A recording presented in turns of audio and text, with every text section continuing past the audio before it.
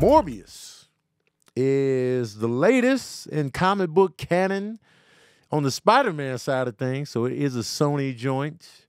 The story is about Michael Morbius, who is a disabled, brilliant doctor who has a blood-borne illness, and he doesn't have that much time to live. And he's in a constant search for a cure. And he ends up finding one with the help of something involving bats and using something that the bats carry to be able to fight the blood-borne illness, pretty much. I'm just grazing over the top of what, the premise is. And through his, experiments out of desperation and stuff like that, he creates a mixture that imbues him with some of the abilities of a bat, and along with that, it's a gift and a curse. Now and it's a vampire bat, not just regular fruit bats or insect bats. He is. Wait, hold on. Somebody just asked me. Mason Fitzhugh asked me, "Are you gonna stream games on YouTube again?" Yes, I will. Yes, I will. So he ended up with these powers. So now he has these abilities to do things. He has super strength, speed. He can glide in the air. He has sonar. You know what I mean? So it's just like, wow. He's got all of these dope abilities. Now, he can walk again without the use of crutches. He's robust. He's all of a sudden in shape. And, it's the typical, superhero echolocation. The typical, once you get your superpowers, you're going to be in shape. You're going to be swole. You're going to be cut up. You're going to be buff. I want the regular bodied superheroes, man. Give us regular body superheroes. Yeah, they got the strength and the speed, but they also got love handles in the belly, man. Give us this. And I'm not talking about a side character. I'm talking about the main character. Give us a regular body superhero where he got the super strength, the speed, the love handles, and the gut. Give us this. Give us this, our daily bread. How come everybody got to be in shape? Shredded up, buff, big, man. You know how many strong people it is out here with huge guts, but they can lift a Volkswagen? You know what I'm saying? Give us this. I see a whole bunch of regular-bodied individuals doing the deadlifts. They deadlifting 690 pounds. Gut central. Love handle McGirt.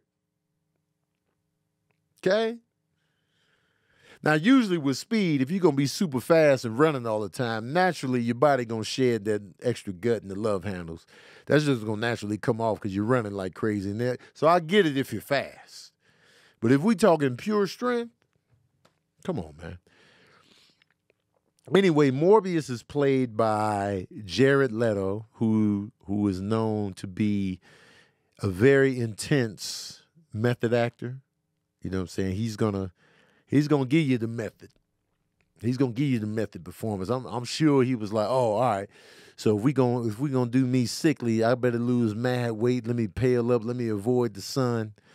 And I'm gonna just look really sick. And he did. He looked like he was really sick early on. And then, when he got the special abilities, he was swole now. He was cut up.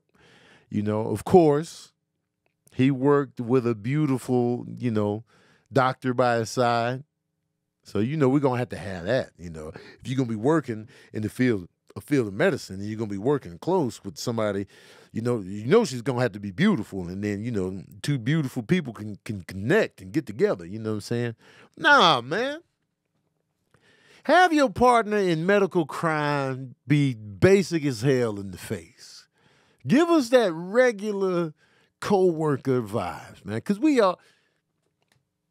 if you work at the hospital, man, chances are, I don't know, man, nurses be looking good nowadays, so, you know what I'm saying. But it's a lot of regular looking people in the medical field, but in this case, man, she gonna be good looking. She gonna have a ponytail. In the movie, she had on the Sade outfit. The Sade outfit with her in the denim shirt and the ponytail. I was like, I see what you're doing. Oh, somebody said Rachel in the Dark Knight was basic. Maggie Gyllenhaal. Okay. Okay. I'll give you that. She was like, a girl from around the way. I can give you that. Luke Cage could have been regular bodied because no working out was required for Luke Cage. So anyway, so the story, back to Morbius, the story of Morbius. So he gets imbued with these special powers. Now, mind you, his best friend growing up was a kid that he met in the children's hospital that they grew up in. They both had pretty much the same affliction. So they came up together, they remained friends. And Morbius went on to do his own thing. And his friend, who was a little bit more violent, stayed behind with this one doctor that really cared for both the boys. So he's just going to stay with him and guide him through this. Now, Michael Morbius is doing his thing in the medical field. His boy was also doing things on his end, making good money and doing this thing. But they're both like, the clock is ticking on both these guys. So when Morbius, finds a cure, but at the same time, this curse. So now, even though I had these special abilities, I also must consume human blood to be able to maintain this status that I'm in. So yeah, I got all this speed, I got all this, but if I don't consume blood every, 4 to 6 hours, I go back to my original self. And so that's the curse part, because he doesn't want to feed on other humans to be able to maintain his lifestyle. So that's the gift and the curse aspect. And that's the interesting thing about Morbius. Is he a villain? Is he not? How will he survive if he doesn't really want to consume human blood? Who is he going to consume the blood from?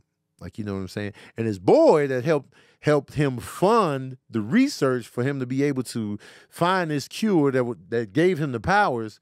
His boy was like, yo, let me get in on what you got. I see you out here. You all robust in the chest. You out here with the special abilities. I see you doing your thing. You walking without the crutches. I want in on this as well. And he's like, nah, man, you don't want none of this. And he's like, man, that's unfair, man. I helped you do all this, man. I want in on it. Let me make the decision if I want to live with the curse. So his boy, he's like, nah, man, you don't want none of this. So his boy, of course, doesn't listen, and he becomes the arch nemesis of our hero. And it's another case of the origin story where they have to fight somebody with the same powers as them. And that's one of the cons to this movie. It's like we've seen this before. Here we go again with the origin story. You get your powers, you fight somebody that you work with closely, and then y'all gonna have to fight each other, and you got the same powers. It's been done to death. It's been done to death. You got to fight somebody with a similar power, so it's like there's no big surprises there. Jared Leto does a good job as Michael Morbius. He wasn't exactly one-dimensional. He had some jokes here and there. So I liked him as Morbius. I felt like if he showed up in future Spider-Man projects, I would not be mad. Like the character of Morbius has pretty interesting powers, and I'm interested to see how he goes forward in navigating his hunger and not be, a completely terrible person. How will he decide who to feed on and who not? Because there's some artificial blood that he can consume, but that's not going to be enough. So he's going to have to make a decision, and a decision on who he can consume blood from. Some of the moments in the film I wanted to highlight. And there's a scene where his love interest, not his love interest, but his partner in crime, she was in the hospital, right? But she didn't have the hospital bed lips. If you're in the hospital, man, give us the real lips. Give us the real hospital bed lips. If you're going to be in the hospital, I need them lips ashy. Everybody you ever go see in the hospital, their lips be toe up. Dry lips, you dried out. Breath was probably hot. You just laying in the hospital bed. No toothbrush, no mint. You just fighting for your life. You probably threw up a couple times. Your lips are going to be ashy in that hospital bed. I need to see this in the movie, man. Your lips can't be all robust and glistening and look like you got a little color to them. Hell no. Your lips need to be ashy, dry looking, minimal color. Don't give me that, man. Don't give me that, man. If we really in this hospital, we really in this hospital. I need the cracks. Also, I feel like bats get a bad rap, and this movie won't help it. I feel like bats get a bad rap. A lot of people think that vampire bats are these huge bats that want to consume our blood and like they'll kill you, they'll come for you and this that and the third. And I feel like people are already too scared of bats, and I feel like this movie won't help. I feel like bats are amazing creatures. I love what they're capable of. I love the way they look. The way they live and how they move and what they can do is amazing to me. Like, and I get it. They're rodents. They're flying rodents, so people can't handle that. But the majority of bats only eat fruit and insects. They are, a species of vampire bat, but they're not what you think they are, where they'll be coming for you and just land on your neck and just be like, oh man. So vampire bats, they will attack like, cattle, like livestock or whatever. But, for the most part. And they could transport disease that way. But that's just, a small division of bats. Vampire bats ain't everywhere. So don't dig into bats, man. Look at them, study them. They're cute, man. Not all of them. There's some ugly bats out there in the face. Like vampire bats in particular are pretty ugly. And the ones that got the huge nose piece. But the regular bats, man, and the flying foxes, adorable, man. Get in on this. And the fact that they have sonar is incredible. The fact that we got sonar from bats is absolutely incredible. So, respect bats a little bit more. So, and look into bats and go watch them. And the fact that they go in at night and they only come out at night and they hang upside down and, they just be posted up, that's amazing to me. And then they all come out at a certain time. Amazing. And sometimes, depending on what city you live in, they are in your community right now. Like they come out at night, you hear the little squeaks going on. That's them. And they squeak so they can use their sonar to find the insects they're looking for. It's amazing, man. Bats are incredible. Anyway, I feel sorry for lab rats. Lab rats are in this movie. They be running tests on lab rats. Lab rats didn't sign up for these tests we running on them, man. I'll be feeling bad for them, man. And it'd be like, in the lab rats in this particular movie, spoiler alert maybe, slight spoiler. But, the rat, he was like, oh, man, he died. But then he came back. And it's just like, man, what if he didn't come back, man? So it's like, I feel sorry for lab rats. And I understand you're doing this to protect humanity and enhance humanity.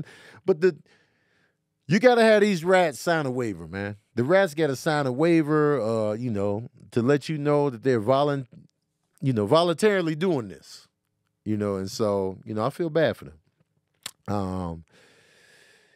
Why do people talk in dark hallways? When the power goes out in the long, dark hallway, hush. Don't be like, hello? Is anyone there? If somebody you think should be there, you can say their name once. Amir? If he doesn't answer, I'm out. I'm out. If I thought I saw somebody at the end of the hallway, I'm like, Amir. He don't answer, I'm out. I'm going towards the light source. I'm out. There's no questions. There's no repeated asking. I'm out. So if you're in dark hallways, get to the light as soon as possible. Move fast. Don't be asking for people too many times. You're wasting valuable time. If you thought you saw something, hush and run. I need y'all to do that in these movies, man. Come on. It's funny, the heroes always got the hoodie available. They always got the hoodie on. Always got the hoodie available when they want to walk down alleys or walk through the city streets and not be recognized. The hoodie is always there for them. I'm going to tell you right now, the hoodie is not that effective. Now, if you combine the hoodie with the mask that we have to wear, yeah, you good. But a simple hoodie, I'm still going to notice you, man. I still see the bottom of your face, okay? The hoodie is not all that when it comes to, hey, man, let me be low-key. Let me put the hoodie on. For the hoodie to be truly effective, it needs to be just showing your lips. If that, just your bottom lip. If that. And then you can't even see where you're going. So, we need to ease up on the effectiveness of hoodies in these movies and TV.